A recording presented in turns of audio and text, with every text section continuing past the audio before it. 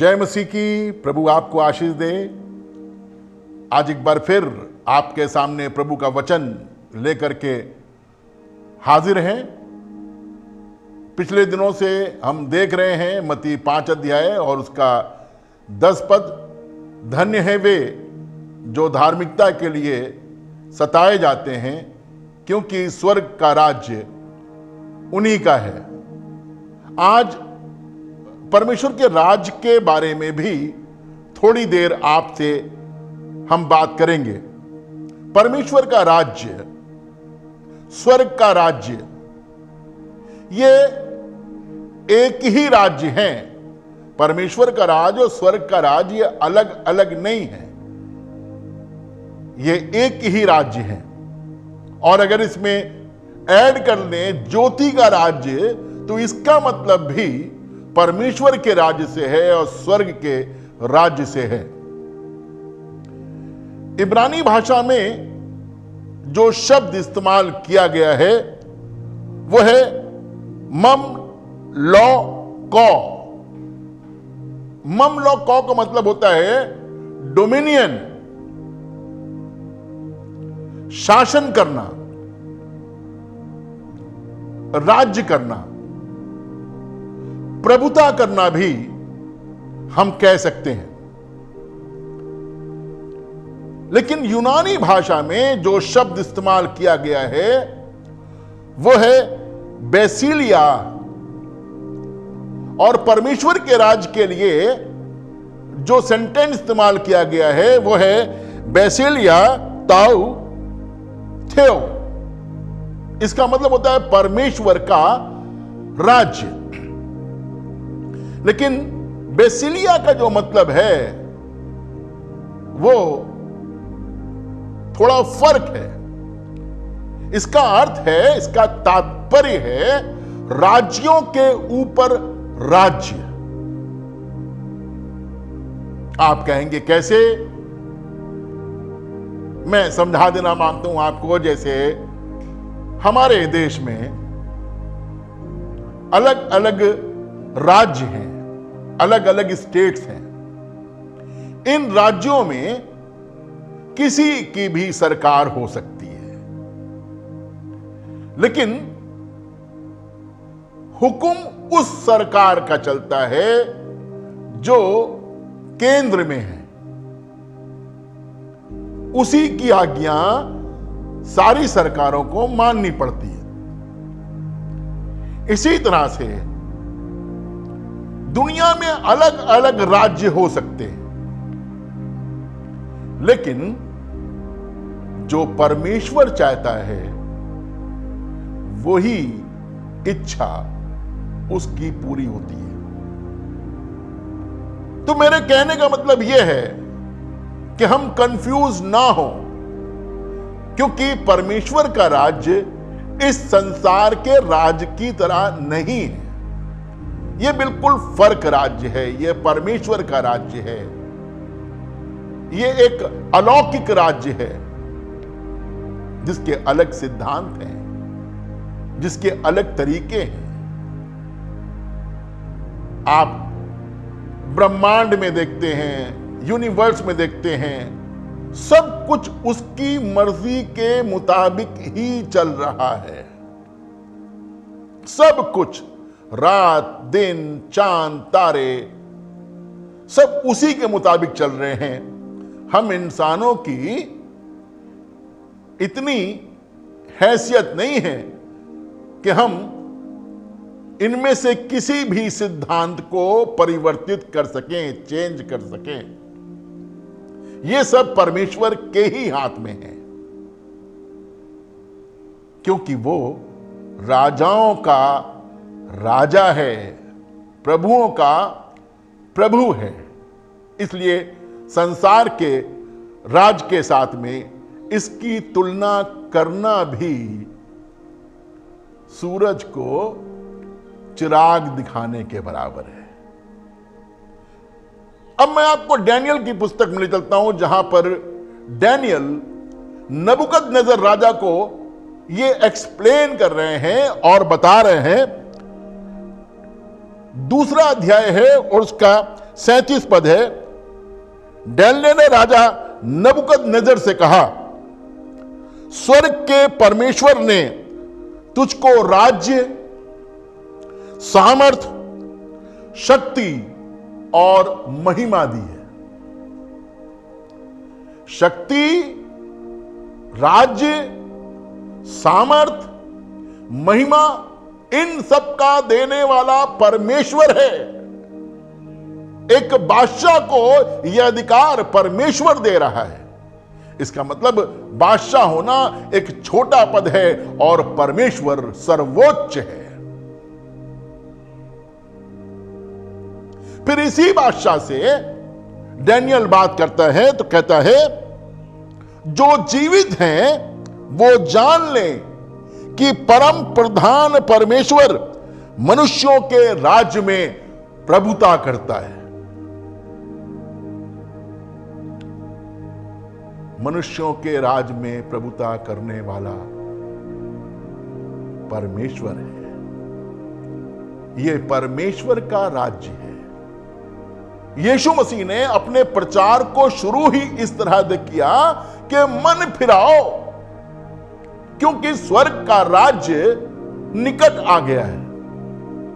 यानी संसार के लोगों को अपनी मानसिकता बदलने की जरूरत है, क्योंकि स्वर्ग का राज्य निकट आ गया है।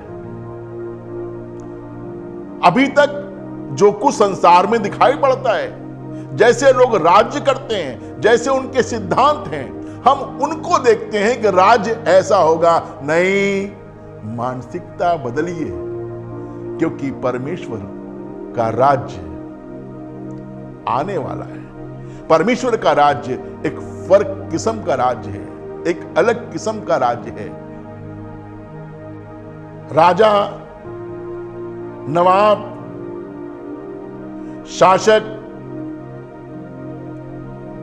जितने भी शासन करने वाले हैं, वो इस जगत के सिद्धांतों के ऊपर राज्य करते हैं।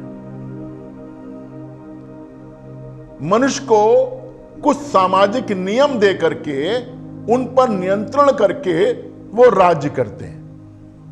एक क्षेत्र उन्हें दिया जाता है, उस क्षेत्र पर राज्य करते हैं। एक सीमा है, लेकिन हमारे परमेश्वर की कोई सीमा नहीं है। वो जल, थल, नभ सब में राज्य करता है। जब उसने मनुष्य को बनाया तो उसने कहा, आओ हम मनुष्य को अपनी शक्ल सूरत पे बनाएं और वो आकाश के परिंदों पर और समुंदर की मछलियों पर और इस पृथ्वी के रेंगने वाले जंतुओं पर, चौपायों पर अधिकार रखे। हमारा परमेश्वर जब किसी को अधिकार देता है तो आसमान और जमीन का कुल अख्तियार, क्योंकि उसी के पास में है और उसी के अनुसार वो देता है। मनुष्य को उसने ऐसा ही बनाया था, ऐसा ही अधिकार देने के लिए। लेकिन बीच में पाप टपक गया, गुनाह आ गया, आज्ञा का उल्लंघन आ गया, तो मनुष्य को जो कुछ प्राप्त करना था वो प्राप्त नहीं कर सका। मनुष्य परमेश्वर के इस बड़े वरदान से महरूम हो गया। लेकिन परमेश्वर ने अपनी योजना वहां पर बंद नहीं कर दी। परमेश्वर ने इसे जारी रखा और कहा, यह राज्य मनुष्य को दिया जाएगा। मत्ती 5 अध्याय उसके 3 पद में लिखा है, धन्य है वे जो दीन हैं, क्योंकि स्वर्ग का राज्य उन्हीं का है। और यहां पर हम पढ़ रहे हैं, धन्य हैं वे जो धर्म के लिए, धार्मिकता के लिए सताए जाते हैं, क्योंकि स्वर्ग का राज्य उन्हीं का है। देखिए, दीन मतलब होता है गरीब। कैसा गरीब? किस तरह का गरीब? तो यूनानी भाषा में एक शब्द इस्तेमाल किया गया है और वो है तोखोस। तोखोस का मतलब होता है मांगने वाला।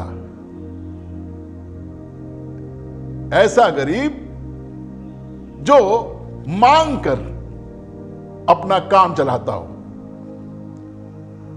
आप कहेंगे भिखारी है, भिखमंगा है, मांग के काम चला रहा है। नहीं, यीशु मसीह ने एक बच्चे को लिया और उसे लोगों के बीच में खड़ा किया और कहा, जो अपने आप को इस बच्चे की तरह बनाएगा वो स्वर्ग के राज में बड़ा किया जाएगा। एक जगह लिखा है, उसने बच्चे को खड़ा किया और कहा, स्वर्ग का राज ऐसों के ही समान है। मैं ध्यान में लगा कि खुदा बाप क्या बताना मांग रहे हो, क्या कहना मांग रहे हो। तो एक यूनानी शब्द मैंने देखा जहां पर इस तरह से बच्चे के लिए लिखा हुआ था और यह शब्द था पहिदियोन। पहिदियोन का मतलब होता है ना समझ बच्चा, हाफ ग्रोन अप चाइल्ड। अभी उसे कोई समझ नहीं है, अभी ना समझ है। जब कहीं जाता है तो कोई भी चीज उसे अच्छी नजर आती है तो कहता है, पापा ये लेंगे, ये दिला दीजिए। आइसक्रीम खानी है तो जिद करता है कि आइसक्रीम दे दीजिए, उसे आइसक्रीम खानी है। कोई फल खाना होता है तो आपसे कहता है, ये फल खाना है, हमें दिला दीजिए। कोई अच्छा कपड़ा दिखाई पड़ता है तो कहता है, पापा ये दिला दो। कोई अच्छा खिलौना है तो कहता है, ये दिला दो। मॉल में लेके जाते हैं तो कहता है, ये वाला गेम खेलेंगे, पैसा दो। और आप देते हैं। ये बच्चा मांग रहा है लेकिन भिखारी नहीं है। इस बच्चे के पास में वो बाप है जो सब कुछ प्रोवाइड कर सकता है, सब कुछ दे सकता है।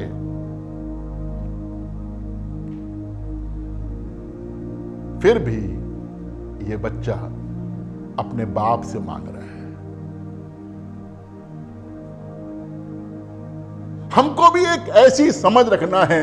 आज हम बहुत मैच्योर हो गए हैं, आज हम बहुत समझदार हो गए हैं, आज हमको भले और बुरे के ज्ञान का भेद मालूम है। आज जरूर इस बात की है कि हम बुराई के लिए बिल्कुल अनजान बन जाएं। आज जरूर इस बात की है कि हम हर बात के लिए, हर चीज के लिए, हर छोटी मोटी आवश्यकताओं के लिए अपने परमेश्वर की ओर देखें, क्योंकि सब कुछ पूरा करने वाला वही परमेश्वर है। ऐसी गरीबी परमेश्वर चाहता है, ऐसा बच्चा परमेश्वर चाहता है जिसकी आस हर समय उसके बाप की तरफ हो। लिखा है, जितनों ने उसकी ओर दृष्टि की, सुनिएगा, जितनों ने उसकी ओर दृष्टि की उनके चेहरे मुनव्वर हो गए, चमकदार हो गए। उनके चेहरे पर कभी शर्मिंदगी नहीं आई। बच्चे को मालूम है, मैं जो कह रहा हूं मेरा बाप मुझे दिलाएगा, मेरे बाप के पास में हैसियत है, वो ये सब मेरे लिए कर सकता है, इसलिए वो अपने बाप से मांग रहा है। ये ईमान, ये विश्वास, ये दिलेरी मेरे और आपके अंदर होनी चाहिए। हमारे पास में कुछ नहीं है, बाप के पास में सब कुछ है। वो सब कुछ मुझे और आपको देना जानता है। हां, जब हम ऐसे होते हैं तो मैंने आपको पहले ही बताया कि संसार हमारा दुश्मन हो जाता है, संसार हमारे पीछे पड़ जाता है, संसार हमको ठेस पहुंचाता है, संसार हमको ठोकर देता है, सताता है। हां, क्योंकि संसार को मालूम है कि हमारा बाप बहुत अमीर है, संसार को मालूम है कि हमारे खुदा के पास में सब कुछ है, संसार को मालूम है कि इनका खुदा इनको सब कुछ दे सकता है। मनुष्य हमारे साथ में बुरा बर्ताव कर सकते हैं। याकूब 2 अध्याय में पढ़ेंगे, पढ़ लीजिएगा आप, तो वहां पर लिखा है, जब कोई मैले कपड़े पहने हुए कंगाल आता था तो उसे नीचे बैठाते थे, और जब कोई सोने की अंगूठी पहने हुए अमीर आता था तो उसे ऊंचा स्थान देते थे। उसी में लिखा है, अपमान किया गया गरीबों का।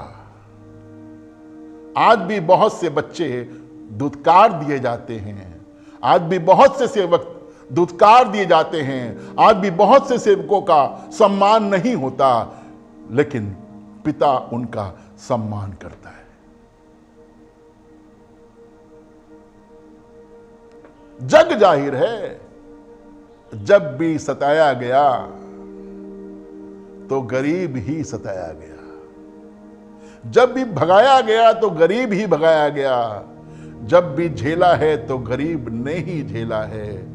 मैं इस समय आत्मिक गरीबों की बात कर रहा हूं, आत्मिक लोगों की बात कर रहा हूं जो परमेश्वर की सेवा के लिए, परमेश्वर की धार्मिकता के लिए, लोगों का परमेश्वर के साथ में रिलेशन जोड़ने के लिए, लोगों का परमेश्वर के साथ में मेल मिलाप कराने के लिए सताए जा रहे हैं।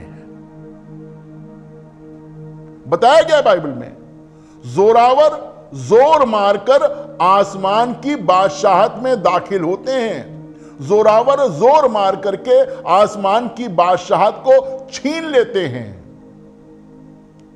इस राज्य को लेने के लिए, इस राज्य में प्रवेश करने के लिए बड़ी मशक्कत चाहिए, और यह मशक्कत हमें कष्ट देती है, यह मशक्कत हमें दुख देती है, यह मशक्कत हमें शोक देती है।